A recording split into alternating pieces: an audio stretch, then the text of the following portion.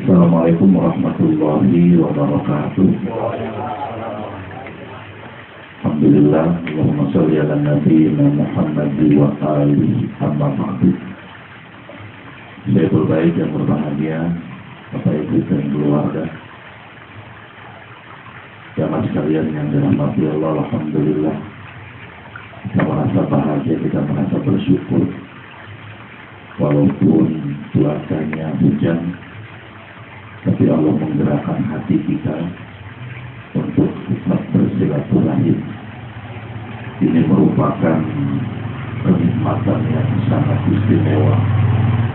Mudah-mudahan ikhlas karena Allah kita melangkahkan kaki ke majelis silaturahim kita ini, karena tidak semua saudara-saudara kita bisa mendapatkan karunia kenikmatan iman. Saya yakin kalau bukan dengan iman kita malas jalan ini. Kalau bukan karena Allah berikan kekuatan iman itu, kita lebih memilih di rumah, kumpul dengan keluarga dan yang lainnya. Tetapi rupanya kita bersyukur kepada Allah, pada malam ini kita dikhususkan orang-orang yang mendapatkan kenikmatan yang sifatnya juga khusus. Mudah-mudahan ini akan membawa ridho dan keberkahan dari Allah Subhanahu wa Ta'ala.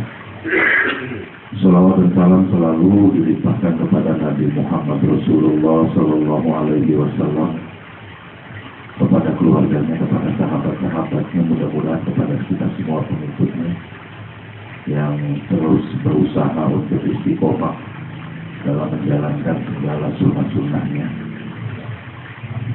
Jamaah sekalian yang dirahmati Allah, balighu anni walau ayat, sampaikan walaupun hanya satu ayat. Nah, pesan dari riwayat itu yang mungkin menjadi motivasi biar kali ada kesempatan taklim seperti ini. Saya sudah mengikrarkan diri itu, kalau sehat sempat, mudah-mudahan yang lain tidak pernah jadi halangan. Syaratnya kita sehat dan sempat. Sebelum saya menyampaikan walaupun satu ayat yang disyaratkan Rasul tadi, saya menyambut dulu apa yang disampaikan saudara ketua terkait dengan program. Jadi nampaknya kalau saran saya, biar saja program untuk pembuatan kurung batang itu dijalankan oleh wasilah. Karena ada satu program yang nampaknya bisa dipegang oleh KPC juga. Ini permintaan sebenarnya dari Yayasan Tawangan Sejahtera itu, yaitu masang listrik kuburan. Biayanya cuma 5 juta. Udah dicek ke PLN, tiangnya udah ada tiang-tiang yang nggak dipakai, ada berapa biji bisa digali rame-rame. Jadi untuk biaya pemasangan dan kabel serta lampu cuma 5 juta. Nah kalau itu bisa kita lakukan jauh lebih ringan. Karena ternyata bicara kurung batang kemarin kita anggarannya 11 juta. Malam rapat itu servis yang Jerman punya, kalau yang India punya memang lebih murah, bisa dapat 7-8 juta. Nah jadi ada dua program yang bisa jalan seiring ini. Biar wasilah lanjutin program bikin kurung batang, hampir 1 juta masang listrik ke kuburan. Tiangnya rame-rame kita gali yang ada. Udah berapa titik udah kita lihat tiangnya. Yang nggak dipakai itu bisa kita pakai. Kemudian biaya untuk keseluruhannya itu 5 juta. 1.200 watt kalau nggak salah, apa 1.300 itu hitungan yang tidak pakai. Dan lebih ringan kalau kita mau gerakin itu, insya Allah nggak lama juga terkumpul uang segitu. Jadi manfaatnya ya sama, semuanya manfaat. Itu menjadi program pertama Yayasan Sejahtera itu karena sekarang ini belakangan sudah banyak kita yang menguburkan malam hari. Jadi kalau orang meninggal sore, udah nggak ditunggu besok pagi. Itu bagian daripada pengamalan sunnah Rasul sebenarnya.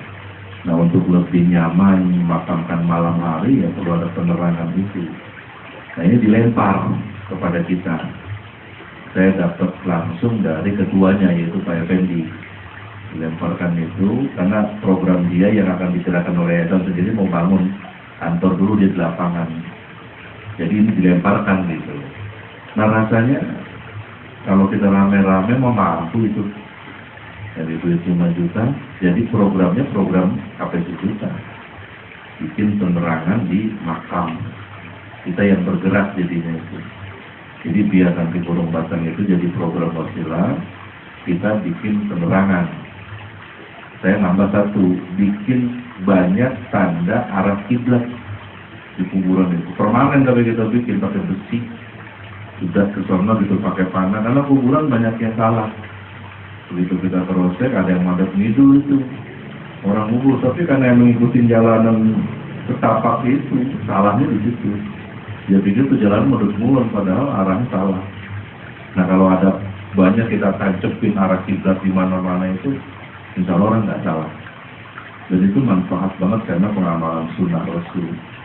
Jadi bisa dibarengin tuh antara program masang musik dengan kita bikin tanda arah kiblat di semua titik, karena luas kuburan itu jadi harus banyak kita bikin, tapi permanen, yang nggak bisa dicabut, yang nggak bisa dioyak-oyak, permanen gitu.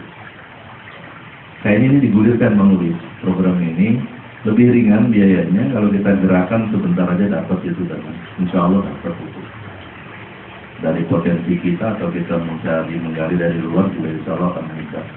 Tapi kalau penerangan ini memang urgent, karena sudah banyak masyarakat kita yang memahami kalau orang meninggal itu asri'u bil janazah, segera urus jenazah itu. Jadi jangan ditungguin lagi besok pagi kalau meninggalnya sore, tapi malam itu juga dimakamkan. Nah, salah satu sarannya adalah penerangan, karena sekarang orang udah nggak punya patromak, yang punya emergensi juga lupa ngeceknya melulu, giliran mengubur baru kebingungan. Nah, rasanya ini tambahan masukan dari program tadi Bang Lubis. Mudah-mudahan ini digulirkan saja. Kalau malam minggu depan di rumah Bang Riko yang ngaji banyak kan kesempatan kita tuh. Kita gulirkan dulu, kita lelang dari kita dulu, nanti kita cari kekurangannya dari luar. Mudah-mudahan akan ketemu itu jalannya. Sehingga ini jadi program nyata, sampai 1 juta sang listrik gitu. Program nyata sudah. Karena ini digulirkan, dilempar kepada kita. Itu tambahannya. Semuanya ini sebenarnya kalau kita berangkatnya dari hati dengan modal akidah, keyakinan gitu, ya motivasi sabda Rasul yang mengatakan khairun nas anfa'uhum linnas, ini akan menjadi bukti. Khairun nas, manusia yang paling mulia itu, yang paling bagus, yang paling baik, anfa'uhum linnas, jika dia bisa bermanfaat untuk manusia yang lainnya. Itulah manusia yang super. Manusia yang baik itu yang bisa bermanfaat. Kalaupun ada orang yang tidak baik kepada kita, dia akan tetap berprinsip baik kepada orang. Kalau kita pahami konsep tentang takwanya di Ramadan kemarin itu, la'allakum tattaqun, ya poin entry-nya itu ada di situ. Selalu memandang dan termotivasi untuk kebajikan. Itu jika hati saya katakan terpenuhi dengan akidah. Landasannya itu iman. Kalau bukan dengan hati, ya kita akan banyak terjebak dan salah. Terjebaknya boleh jadi kita akan sulit memandang mana ada kesempatan berbuat kebajikan gitu. Ketika ada kesempatan berbuat kebajikan, kemudian kita tidak punya motivasi berbuat kebajikan itu, berarti ini hati nih. Hatinya yang mesti diimunisasi dengan kajian akidah tauhidnya. Karena Rasul tadi menjelaskan dalam sabdanya itu udah motivasi. Kalau menjadi manusia yang baik itu ya selalu berbuat yang manfaat yang bisa dinikmati oleh siapapun. Inilah konsep Islam. Bicara hablum minallahnya itu terbukti dengan hablum minannas dan terbukti dengan hablum minal alam. Kalau kemudian ini dipahami bersama-sama, saya yakin ketika ada kesempatan berbuat kebajikan, wah udah, yang ada cuma semangat ingin segera melakukan kebaikan itu. Tapi kalau kesempatan ada kemudian kita menunda, nah ini yang nanti bakal tergolong innal insana lafi khusrin. Orang yang dapat kesempatan, dapat waktu, dapat wal asri, tapi tidak dilakukan kesempatan itu atau ditunda-tunda kesempatan itu sehingga wal aslinya habis. Akhirnya tergolonglah dia al-insan allafi khusrin. Manusia yang banyak ruginya. Dapat kesempatan, punya kesempatan, tapi tidak digunakan. Sama dengan malam minggu, kayak begini. Kita punya kesempatan waktu untuk taklim gitu. Untuk silaturahim. Kalau bukan pakai hati, ya susah kita mengajak diri kita. Berat. Tapi kalau pakai hati, insya Allah bakal jadi ringan. Sehingga tinggal nanti disisir itu adalah kemurniannya. Mudah-mudahan kita ngelangkahnya ini memang karena Allah. Allah yang ngasih waktu sempat, Allah yang ngasih kita sehat, Allah yang ngasih nikmat luang. Ya kita melaksanakan nikmat-nikmat itu untuk melaksanakan apa yang menjadi keridhaan Allah. Keridhaan Allah itu ya tentu berada pada jalan yang benar. Jalan yang memang dicintai oleh Allah. Nah ini motivasinya jamaah sekalian. Kalau orang pahami, ya nggak usah jauh-jauh dari zaman Rasul. Kita dengar cerita orang-orang tua kita kan, zaman yang ngaji di era tahun 60-an, kemudian sampai masuk di 70-an, jalan kaki, belum ada listrik, ke Kampung Bula, ke Pondok Cabe, ke Rawabeno, ke Meruyung. Ya mana sih nggak? Iya. Nyebrang di jembatan, mana jembatannya juga masih kayu sebatang. Mana gelap, mana habis hujan, jalan. Itu bukan bicara Nabi, bukan bicara sahabat kan. Bicara orang tua kita dulu cuma mau mengejar silaturahim di taklim. Karena memang punya semangat itu. Akhirnya yang jauh ya rasanya dekat. Itu sama dengan kita dibimbing doa oleh Rasul. Ada doa dalam perjalanan. Wa man tasahibu fi safarina hadza.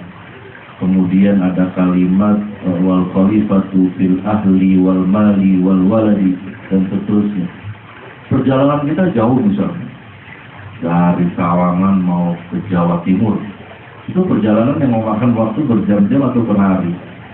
Tetapi dengan ungkapan doa yang dibimbing Rasul itu, yang jauh itu kok rasanya dekat. Padahal tidak mengurangi jam. Gitu. Jumnya tetap misalnya 6 jam perjalanan, tapi hati kita rasa tercepat, kok dekat. Itulah Allah. Kalau semuanya kita lakukan dengan hati, akan hadir suatu ketentraman dalam jiwa. Nah, dari sini Allah menegaskan dalam firman-Nya itu intan surullah dan suruh. Tolonglah agama Allah. Tapi Allah yang janji akan menolong kalian. Itu Al-Quran. Intan surullah. Menolong agama Allah maksudnya adalah kita melaksanakan aturannya. Melaksanakan perintah-perintahnya. Melaksanakan syariat-syariatnya. Itu disebut dengan menolong agama Allah. Allah kemudian berjanji yang suruh. Aku akan menolong kamu. Dalam hal apa? Kalau kemudian kita lakukannya dengan hati. Dari sinilah jamaah sekalian, beragama ini nomor satu yang dibutuhkan itu adalah hati. Karena Allah menciptakan kita manusia bukan buat di dunia, bukan. Kita diciptakannya bukan untuk di sini, untuk mendiami surganya. Tuh, Allah menciptakan kita manusia ini sengaja diciptakan untuk mendiami surganya. Coba itu lihat. Betapa Rahman Rahimnya Allah itu di situ. Kita ini diciptakan untuk mendiami surganya. Sehingga Allah tidak pernah memberikan sesuatu yang buruk kepada kita, tetapi selalu kebaikan. Dan kalau kita berbuat baik karena Allah melakukannya, Dia balas kebaikan yang berlipat-lipat. Ja'a bil hasanati falahu asyru amsalihha. 165 surah Al-An'am itu. Satu kebaikan saja kita kerjakan, asyru amsalihha. Allah balasnya 10 kali kebaikan. Kalau kita laksanakan, kita menolong agama Allah, dan yang diberikan Allah kepada kita selalu kebaikan. Cuma kadang-kadang kita ngerasainnya itu buruk. Cuma kadang-kadang kita menilainya itu buruk. Kita memandangnya itu buruk. Nah, itu berarti sudut pandang yang salah. Kalaupun buruk menurut kita manusia, menurut Allah ada kebaikan di situ. Cintanya Allah kepada kita, diciptakan kita untuk menjadi surganya, ini bukan mainan.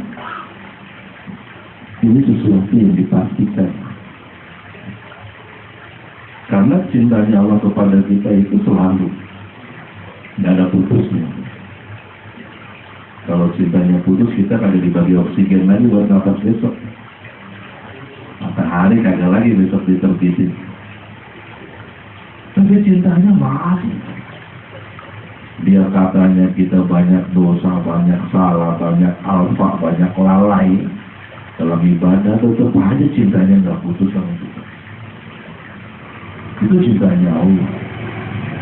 Dan sekarang kita ambil contoh misalnya, cinta seorang ibu kepada anaknya. Kalaupun anak tersebut misalnya ngeselin, anaknya nakal, anaknya banget, tapi cintanya tetap aja ada. Kalau dia kesal, tetap dia cinta. Nah, sementara itu bukan yang punya. Apalagi Allah yang memiliki kita. Cintanya berlebih daripada cintanya seorang ibu kepada anak. Tetapi kemudian untuk meraih kecintaan tersebut, tentang surullah yang surkuh. Kita datang malam minggu sekarang ini disebut dengan bintang surullah nih. Kita tergolong orang-orang yang sedang menolong agama Allah. Karena datang untuk taklim, wal muta'allim, belajar dan mengajar. Nah, ketika kita datang untuk itu, hati kita karena Allah datangnya. Saya yakin karena Allah. Jangan hujan, suruh milih pergi ngaji atau mendingan di rumah malam minggu. Coba. Apa kemudian Allah kagak senyum ini memandang kita malam ini? Tinggal hati kita saja. Jangan ada niat-niat yang lain datang ke tempat pengajian. Udah karena Allah. Jadi selalu kita membawa asmanya. Kita selalu membawa-bawa Allah dimanapun. Ittaqillah haitsu ma kunta. Takwalah kepada Allah dimanapun kamu berada, kata Rasul. Haitsu ma kunta, dimanapun kamu berada, tetap ittaqillah. Maksudnya ajak Allah itu dalam aktivitas apapun. Nah, sehingga kebahagiaan ini akan sebaliknya ketika kita sudah berbuat kebaikan, tapi kemudian hati kita kok tidak tenang. Karena kita ngaji sekarang, pulang ngaji tuh hati nggak tenang, hati nggak tentram, hati damai. Ada yang salah berarti. Kemungkinan salahnya ada dua. Yang pertama, niat berangkat ngajinya belum karena Allah. Itu kemungkinan pertama. Yang kedua, ada pelanggaran yang dilakukan dalam melaksanakan satu perbuatan itu. Itu kemungkinan. Jadi kalau murni karena Allah, kita pulang ngaji yang ada damai hati, tenang, bahagia dan sejenisnya. Nah, disinilah kita mulai kemudian berpikir untuk beramal bagaimana bagaimana kita termasuk dalam kelompok khairun nas, kita termasuk dalam kelompok manusia yang baik di mata Allah, bukan di mata orang. Kalau muncul di hati kita mata orang, berarti kita ria. Ria itu asyirkul asghar, syirik yang kecil. Rumusnya, yang namanya syirik, biar katanya segede debu ya syirik gitu. Biar katanya segede atom ya syirik juga. Nah, ria itu adalah asyirkul asghar, syirik yang kecil. Kalau kita pulang ngaji, kita selesai sholat, habis tadarus, habis beramal apa saja, habis infak, habis sedekah, hati kok tidak tenang, hati tidak bahagia, hati tidak damai, maka terjadi kesalahan. Kesalahannya adalah yang pertama, boleh jadi melakukan perbuatan tersebut tadi itu belum karena Allah melakukannya itu. Kalau karena Allah murni melakukannya, yang ada ketenangan, kedamaian, kebahagiaan. Itu janjinya Allah. Pahala yang dibayar cash and carry itu adalah kebahagiaan. Itu selesai sholat hati tenang, hati bahagia. Selesai sholat tuh hati masih gelisah. Itu sholatnya belum karena Allah. Boleh jadi baru menggugurkan kewajiban.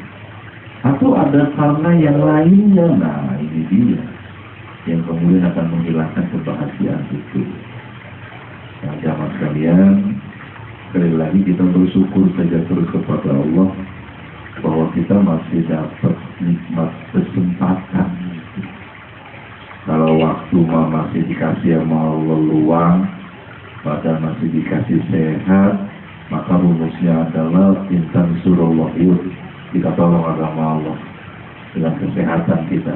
Kita tolong agama Allah dengan waktu yang luang sebagai nikmat kesempatan. Karena waktu itu bakal berakhir. Waktu akan ada habisnya. Kesempatan akan ada habisnya. Tapi ketika masih Allah hadirkan, ayo kita berlomba-lomba untuk apa? Berlomba-lomba untuk menjadi khairun nas. Untuk menjadi manusia-manusia yang baik, yang bisa bermanfaat oleh manusia-manusia yang lainnya di sekitar kita. Inilah Islam yang mengajarkan kita jalan yang penuh dengan ketentraman, tetapi kadang tidak semua orang. Sama dengan tadi saya katakan, Allah ini menciptakan kita tujuannya biar kita diemin surganya, tujuannya kan itu.